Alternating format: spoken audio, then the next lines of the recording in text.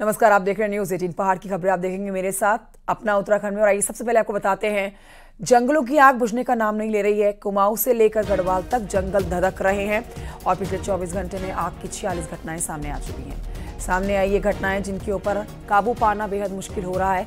Fire season में कुमाऊं में अभी तक कुल मिलाकर 239 जंगल आग की चपेट में आ चुके हैं, जबकि गढ़वाल के 197 जंगल आग की चपेट में हैं। वहीं आपको ये भी जानकारी दे देते हैं कि 577 हेक्टेयर जंगल प्रभावित हुए हैं। वन विभाग को 12.5 लाख रुपए का नुकसान हो चुका है। सुनील नप्रभात हमारे सहयोगी और जानकारी के साथ इस समय फोन लाइन पर मौजूद हैं। सुनील नप्रभात, ऐसे तो ये कह सकते हैं कि आने वाले समय में और भारी नुकसान देखेगी उत्तराखंड सरकार, क्योंकि देखिए वन संपदा जो कि जलकर खाक हुई जा रही है, इस पर काबू पाना बड़ा मुश्किल साबित हो रहा है और गर्मियों की अभी शुरुआत हुई है। बिल्कुल कंचन, और अभी जो आग का तांडव हम देख रहे हैं गढ़वाल से लेकर कुमाऊं तक तमाम जगह जंगल धधक रहे हैं। पिछले 24 घंटे में 42 घटनाएं हो चुकी हैं आग लगने की। तो एक तरह से ये शुरुआती दौर में ही जो जंगल की आग है वन विभाग के नियंत्रण से पूरी तरह से बाहर हो चुकी है। वन विभाग केवल उन इलाकों में पहुंच पा रहा है जहां रोड हेड के इलाकों में जो जंगल सड़क से लगे हुए हैं वहीं तक उसकी अप्रोच है, लेकिन बाकी जो जंगल जल रहे हैं तो आप देख रहे हैं कि कई कई दिनों से जंगल यहाँ पर धधक रहे हैं। अभी तक मोटे तौर पर जो आकलन किया गया है इस नुकसान का करीब 12.5 लाख का नुकसान हुआ है। और दूसरा आरोप ये भी है कि वन विभाग इस पूरे नुकसान को बहुत कम करके आंक रहा है, बहुत कम करके इसको डिस्प्ले किया जा रहा है। 477 घटनाएं हो चुकी हैं और मात्र 577 हेक्टेयर क्षेत्रफल प्रभावित बताया जा रहा है, जो कि ग्राउंड पे सच साबित नहीं होता। बड़े पैमाने पर जंगल जल चुके हैं। वन विभाग इसका बहुत कम आंकलन कर रहा है। मुख्यमंत्री पुष्कर सिंह धामी ने भी पिछले दिनों इसका संज्ञान लिया था। फॉरेस्ट कर्मियों को ये बात कही थी कि वो खुद फील्ड में जाएं और देखें कि किस तरह से आग पर नियंत्रण किया जा सकता है।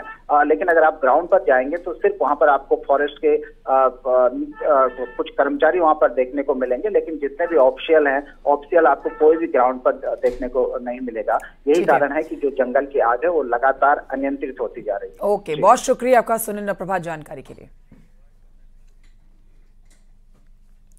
आपको ये भी बताते हैं कि कुमाऊं में जंगलों की आग बुझने का नाम नहीं ले रही है। दूसरी तरफ अल्मोड़ा जिले में कई जंगल अभी भी जल रहे हैं। हवालबाग के गांव की जो तस्वीरें सामने आई है वो हम आपको दिखा रहे हैं, जहां पर महिलाएं ने खुद मोर्चा संभालते हुए जंगलों की आग बुझाने का काम शुरू कर दिया है। जोली गांव में महिलाएं आग बुझाती हुई नजर आई हैं। गांव के लोगों ने वन विभाग पर लापरवाही के आरोप लगाए हैं।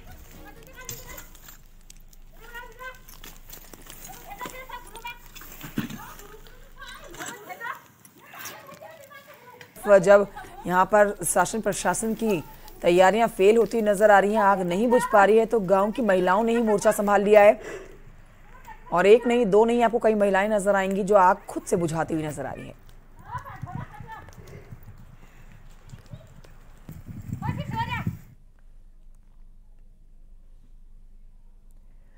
आगे बढ़ते आपको बताते हैं कि उत्तराखंड में जलते हुए जंगलों को लेकर अब सियासत भी गर्मा गई है। नेता प्रतिपक्ष यशपाल आर्य ने सरकार पर सवाल उठाए हैं। यशपाल आर्य ने कहा है कि फॉरेस्ट फायर का सीजन है, लेकिन जो तैयारियां होनी चाहिए थी वो वन विभाग के स्तर पर नहीं हुई है, जिससे करोड़ों की वन संपदा जलकर खाक हो चुकी है। जिस तरह से पहाड़ी क्षेत्र में आग से वन धधक रहे हैं, काफ़ी नुकसान हुआ है, क्षति हुई है। सरकार को पहले से कोई ठोस प्रयास करना चाहिए, प्रभावी कदम उठाने चाहिए थे, लेकिन सरकार ने इसमें सुधि नहीं ली है और भारी नुकसान दिखाई दे रहा है।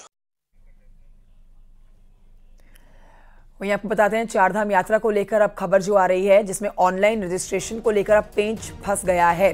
यमुनोत्री धाम के 14 मई तक के स्लॉट फुल होने से होटल एसोसिएशन नाराज नजर आ रहा है और सीएम पुष्कर सिंह धामी को भी चिट्ठी लिखकर आपत्ति जताई गई है। एसोसिएशन के अध्यक्ष अजय पुरी का कहना है कि जब यात्रियों का कोटा ही नहीं है तय किया गया तो ऑनलाइन रजिस्ट्रेशन पर रोक क्यों लगाई गई है। साथ ही ऑनलाइन के साथ साथ ऑफलाइन रजिस्ट्रेशन की भी मांग उठाई गई है।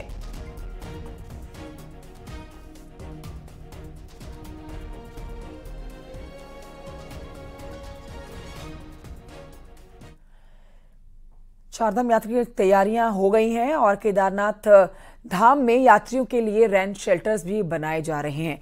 तैयारियां चल रही हैं। केदारनाथ में मौसम लगातार बदलता हुआ नजर आ रहा है, इसीलिए यात्रा पर आने वाले श्रद्धालुओं को बारिश से बचाने के लिए केदारनाथ में रेन शेल्टर्स बनाए गए हैं। रेन शेल्टर्स बने हुए हैं और इसके साथ ही केदारनाथ पैदल मार्ग पर दुकानों के लिए जगह चिन्हित की जा रही है, जिसके बाद वहां पर दुकान और टेंट लगाए जाएंगे। डीएम ने डेंजर जोन में दुकान और टेंट नहीं लगाने की सख्त हिदायत दी है।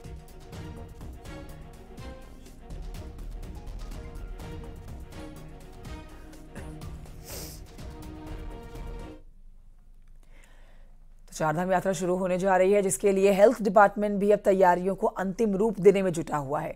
चारधाम यात्रा में सबसे ज्यादा दिक्कतें केदारनाथ और यमुनोत्री में देखने को मिलती है। इन धामों में हेल्थ डिपार्टमेंट हेल्थ एटीएम लगाएगा। देखिए रिपोर्ट।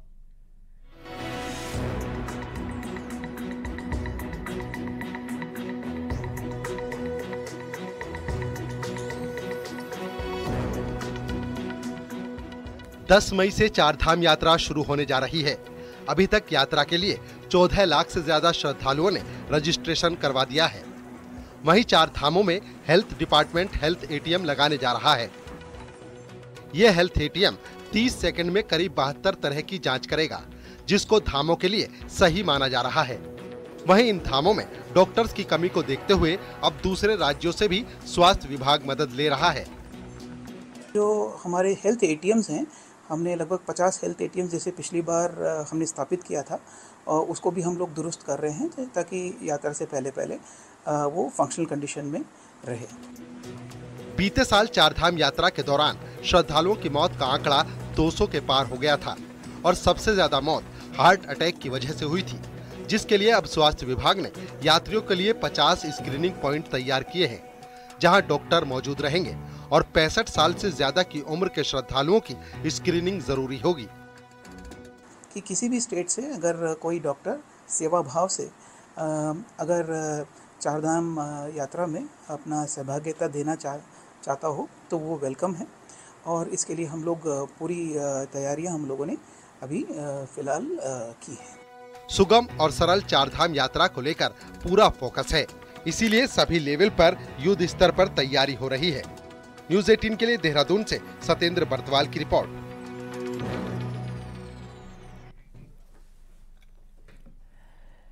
उधर आपको बताते हैं कि पौड़ी जिले में गर्मी बढ़ते ही शहरी और ग्रामीण इलाकों में पानी का संकट भी गहराने लगा है। तस्वीरें आपको दिखाते हैं यहाँ पानी के संकट के गहराने की। कलजी खाल, एकेश्वर, सफदर खाल, घुड़दौड़ी समेत कई क्षेत्रों में पीने के पानी की किल्लत शुरू हो चुकी है। लोग अब पानी पीने के लिए जो ला रहे हैं वो दूर दराज इलाकों से लेकर आ रहे हैं, और ये भी आप कहिए कि कई जगह से प्राकृतिक स्रोतों से ही पानी भर के घर पहुंचाया जा रहा है। कई किलोमीटर का सफर करके पानी भर के घर पहुंच रहे हैं लोग। गांव में नल तो लगे हैं, लेकिन नलों में अभी तक पानी नहीं आया है। जल संस्थान का कहना है कि पेयजल पंपिंग योजना में पानी की सप्लाई घट जाने से लोगों को दिक्कतें अब आगे बढ़ जाएंगी। पौड़ी श्रीनगर पेयजल पंपिंग योजना की पुरानी पाइपलाइन कई जगह से क्षतिग्रस्त हो गई है। वहीं लोगों के लिए टैंकरों से पानी की व्यवस्था कराई जा रही है। मामले में तो ज्यादा ये हम ये है कि इतने साल हो गया, मैं 20-21 साल अभी तक आना चाहिए था पानी एक ही टाइम, मतलब यहाँ तो आता ही नहीं पानी। अभी भी हमारे कुछ जो हमारे देहात गांव की तरफ है वहाँ लोग तराई बचा रहे हैं। नल तो लग चुके हैं, नल तो सरकार ने लगा लिया घर घर में, लेकिन अभी तक उसमें पानी सुचारू ढंग से नहीं हो पा रहा है। वैकल्पिक व्यवस्थाओं पे हम लोगों के पास अभी 4 टैंकर्स अवेलेबल है। जब जरूरत पड़ती है तो हम लोग प्राइवेट टैंकर्स भी हायर करते हैं। उसके लिए निविदा प्रक्रिया वगैरह कंप्लीट की जा चुकी है और उसको हम लोग उससे मेकअप करते हैं। और ये आगे बढ़ते आपको बताते हैं कि आने वाले 2 से 3 महीने के भीतर उत्तराखंड में एक और बड़े चुनावी मेले की तैयारी है, जिसके लिए अभी से लॉबिंग का दौर भी शुरू हो चुका है। देखिए रिपोर्ट। लोकसभा चुनाव के प्रत्याशियों का भाग्य ईवीएम में बंद होते ही देवभूमि उत्तराखंड में नगर निकाय चुनाव की उल्टी गिनती शुरू हो चुकी है। प्रदेश के 9 नगर निगम, 41 नगर पालिका और 45 नगर पंचायतों में जून से जुलाई के बीच चुनाव हो सकते हैं। और राजनीतिक दल इसकी तैयारी में जुट गए हैं। कांग्रेस का ढांचा देखिए, जमीनी तौर पे आपने चुनाव में ही देख लिया होगा, पूरी तरीके से तैयार है और कांग्रेस के कार्यकर्ता लड़ाने को तैयार है। हमारे जो पार्षद के जो प्रत्याशी हैं जो कांग्रेस पार्टी से जुड़े हैं, उनसे भी गहन विचार और विमर्श लगातार चल रहा है। अब देखिए कब उसकी तारीख आती है, क्या आरक्षण आता है। बीजेपी में तो एक कदम आगे नेताओं की दावेदारी का भी दौर शुरू हो चुका है। विशेषकर महिला और ओबीसी वर्ग के नेता अपना भाग्य टटोलने में जुटे हैं। सवाल है, जाहिर सी बात है कि पार्टी में आने के बाद जिज्ञासाएं तो होती हैं और अगर पार्टी हमें मौका देगी, क्यों नहीं, जरूर मैं दावेदारी करूंगी। जाहिर है लोकसभा के तुरंत बाद होने वाले ये प्रदेश का पहला चुनाव होगा। साथ ही पहली बार ओबीसी रिजर्वेशन की छाया भी इसमें दिखेगी। कुल मिलाकर नगर निकायों के मुखिया के 30 पद ओबीसी कोटे में जाने को तैयार है। ऐसे में ये कोटा जहां जम जाए, नेताओं के लिए चुनौती है।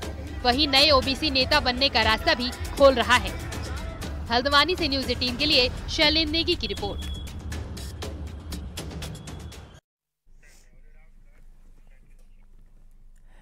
देखिए, राज्य में लोकसभा चुनाव के लिए मतदान हो गया है। जून में निकाय चुनाव प्रस्तावित है। लोकसभा चुनाव की आचार संहिता से कामकाज पर ब्रेक लगा है, तो जनता से लेकर प्रशासन तक जरूरी काम के लिए परेशान हो रहे हैं लोग। देखिए रिपोर्ट। लोकसभा चुनाव के पहले चरण की वोटिंग तो खत्म हो गई, लेकिन पर्यटन सीजन में चुनौतियां खत्म नहीं हो सकी हैं। नैनीताल में आचार संहिता के असर से कामकाज ठप है। पर्यटन सीजन शुरू होने के बाद भी टेंडर न हो पाने से पालिका और जिला पंचायत टेंशन में है, तो टूरिस्ट के लिए जरूरी काम भी पूरे नहीं हो पा रहे। यहाँ पर हमारे प्रदेश में 19 तारीख को जब चुनाव हो चुके हैं और आज भी आचार संहिता के तहत कई जगह टेंडर नहीं हो पा रहे हैं अभी, और कई बार टूट हो रही है, जंगल जल रहे हैं और कई नई योजनाओं का जो आनी चाहिए थी वो नहीं आ पा रही है। और इसमें कहीं कहीं जो चुनाव आयोग को है कि नरमी बरतनी चाहिए। दरअसल आचार संहिता लागू होने से नैनीताल में पार्किंग के टेंडर नहीं हो सके हैं। डोर टू डोर कूड़े के कलेक्शन का टेंडर भी प्रभावित हुआ है। वहीं पर्यटकों के लिए पार्कों के सौंदर्यीकरण के साथ दूसरे कामों पर भी सीधा असर लोकसभा चुनाव की आचार संहिता का दिख रहा है। वहीं पालिका ने चुनाव आयोग से स्पेशल परमिशन मांगी है। और भी कई भी डेवलपमेंटल कार्य हैं, जैसे पार्कों का सौंदर्यीकरण या एवल जो इस तरह के कार्य हैं, उसके लिए हमें टेंडर्स कॉल करने पड़ेंगे। तो उसके लिए चुनाव से परमिशन वांछित है, अभी तक जो नहीं मिल पाई है, किंतु हमें उम्मीद है कि अब क्योंकि उत्तराखंड में जो है मतदान हो चुका है, तो जल्द से जल्द हमें परमिशन मिल पाएगी इसकी और हम जो है कार्य अपना सुचारू रूप से संचालन कर पाएंगे। पर्यटन सीजन को लेकर जो काम होने थे वो नहीं हो पाए। ऐसे में अगर चुनाव आयोग स्पेशल परमिशन देता है तो पर्यटन सीजन में काम होने से राहत मिलेगी। न्यूज़ 18 के लिए नैनीताल से वीरेंद्र बिष्ट की रिपोर्ट।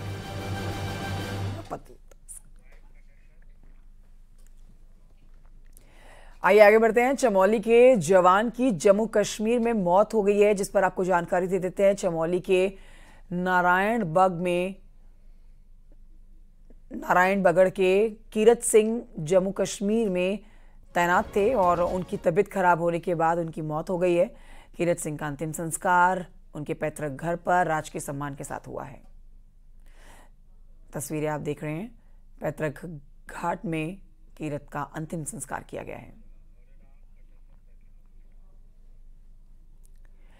उत्तराखंड कृषि विभाग की नाक के नीचे घपला हो रहा है और विभाग आंखें मूंदे बैठा हुआ है। हरिद्वार में छापेमारी में पकड़े गए जिंक सल्फेट के सैंपल फेल हो गए हैं, लेकिन अब तक किसी के ऊपर भी कार्रवाई नहीं हुई है। देखिए रिपोर्ट।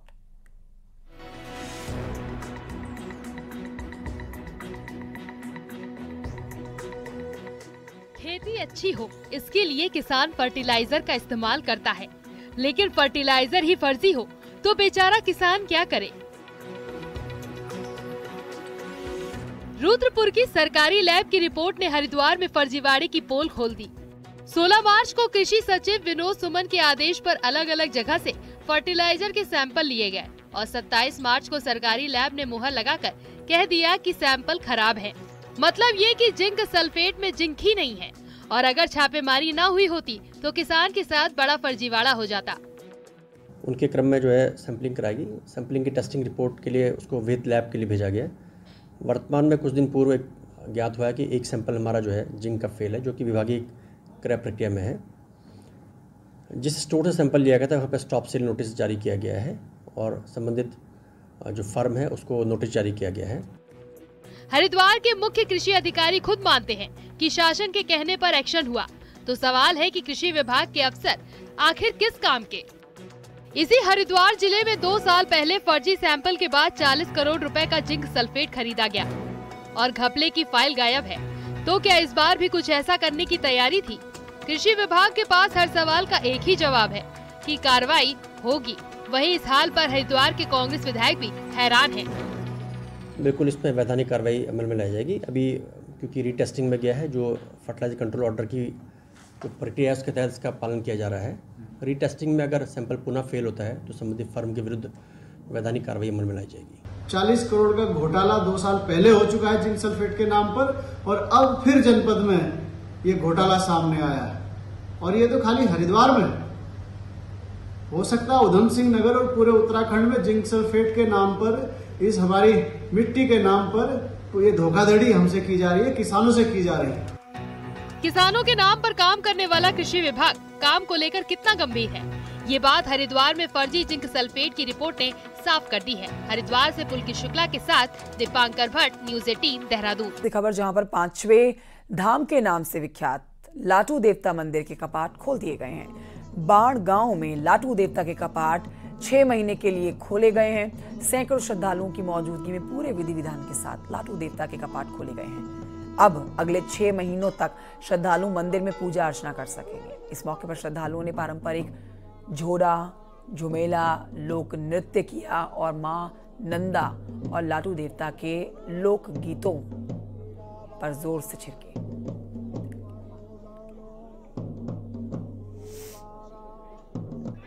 भगवान जय श्री सिद्धपीठ लाटू देवता के कपाट पूरे 6 माह के लिए खोले गए हैं। आज बुद्धि पूर्णिमा है बैसाखी का, और देख सकते हैं कि आज भक्तगण हजारों की संख्या में भगवान लाटू देवता के दर्शन करने पहुंचे। लाटू देवता मां नंदा देवी के धर्म के भाई माने जाते हैं।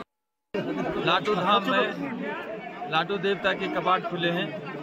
पूरे इस क्षेत्र के हमारी सारी ध्यानियाँ, सारे भक्तजन यहाँ पर आए हैं, और मैं भी यहाँ पर, मेरा भी सौभाग्य है कि मुझे भी आज यहाँ पर कपाट खुलने के मौके पर आने का सौभाग्य मिला। मैं आज भगवान लाटू देवता से इस क्षेत्र की सुख समृद्धि की कामना करता हूँ। उधर उत्तरकाशी के वरुणावत पर्वत के ऊपर बसे संग्राली गांव में पौराणिक भंडारी मेले की धूम है। बाड़ाहाट क्षेत्र के आराध्य गंडार देवता के इस धार्मिक अनुष्ठान में ग्रामीणों ने देवडोली के साथ रांसो तांदी नृत्य किया। इस मौके पर ग्रामीणों ने क्षेत्र की खुशहाली और सुख समृद्धि की कामना की है।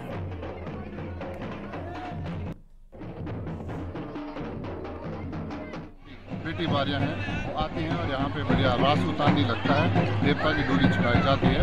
उसके बाद भगवान गंडार देवता जो है मेले समापन होने के बाद अपने कोठार में 3 दिन के लिए विश्राम में चले जाते हैं।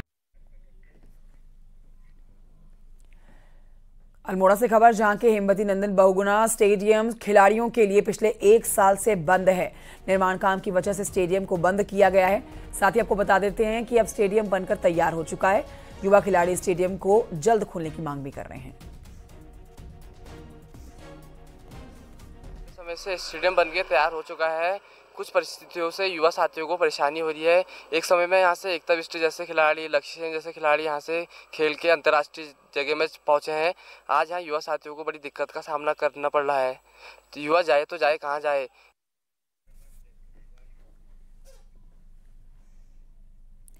और इन खबरों के साथ एक और छोटे से ब्रेक के लिए रुकना होगा, जल्द लौट रहे हैं।